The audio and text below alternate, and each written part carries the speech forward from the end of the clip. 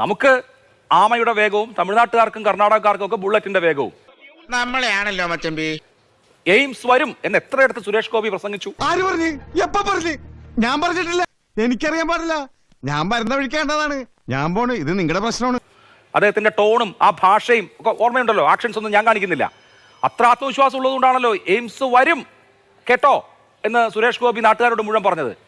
എനിക്ക് ഓർമ്മയുണ്ട്. എനിക്ക് നീ മതിയായിട്ടില്ലല്ലേ? ഓ, ഒഴിഞ്ഞു മാറി നിന്നാലും എന്നെ വെറുതെ വിടുകയല്ലോ എന്റെ തൃപ്പ കൊടുത്തപ്പാ. എന്നിട്ട് ഇത് രണ്ടും ഇല്ല. ഇനിയിപ്പോ സുരേഷ് ഗോപി കേന്ദ്രമന്ത്രി നാളെ വന്നിറങ്ങുമ്പോൾ അല്ലെങ്കിൽ അടുത്ത ദിവസം കേരളത്തിൽ വരുമ്പോൾ എയിംസ് എവിടെ സാറേ എന്ന് പത്രക്കാർ ചോദിച്ചാൽ അദ്ദേഹം എന്ത് മറുപടി പറയും? അതിന് എന്റെ ഇല്ലാത്ത ബുദ്ധിയിൽ ഒരു ഐഡിയ തോന്നുന്നുണ്ട്. ചോദ്യം കഴിഞ്ഞെന്ന് വിചാരിക്കുന്നു. പക്ഷെ താങ്കള് ഒരു ശരിയല്ലാത്ത കാര്യം ചെയ്തു. എന്താ വേണു മാഷെ പ്രശ്നം? ഈ നിൽക്കുന്നവർ തന്നെയാ പ്രശ്നം. ചർച്ചയിൽ എന്നെ വിളിക്കുന്ന സമയത്ത് ജോൺ ബ്രിട്ടാസ് ഉണ്ടാവും എന്ന് താങ്കൾ പറഞ്ഞിരുന്നു. ജോൺ ബ്രിട്ടാസ് ഇവിടെ വന്ന് പ്രസംഗിച്ചു പോകാനല്ല താങ്കൾ എന്നോട് പറഞ്ഞത്. ജോൺ ബ്രിട്ടാസുമായിട്ട് സംസാരിക്കാനാ. അയാൾ അവിടെ പോയി. അയാൾ അവിടെ ഇവിടെ എങ്ങനെയൊക്കെ നടന്നോട്ടെ. ബുദ്ധിക്ക് ഒരു 5 പൈസ കുറവുള്ള ആളാ. അയാൾ എന്താ എപ്പോഴാ ചെയ്യണെന്ന് പറയാൻ പറ്റില്ല. എയിംസ് വന്നില്ല. സുരേഷ് ഗോപി കോമാളിയായിട്ട് സുരേഷ് ഗോപിയെ ചിത്രീകരിച്ചു. സുരേഷ് ഗോപി കോമാളിയായിട്ട് സുരേഷ് ഗോപിയെ ചിത്രീകരിച്ചു. സുരേഷ് ഗോപി പറഞ്ഞ ഒരു കാര്യമുണ്ട്. അഭിലാഷ് മോഹൻ കേട്ടിട്ടുണ്ടാവുമെന്ന് വിചാരിക്കുന്നു.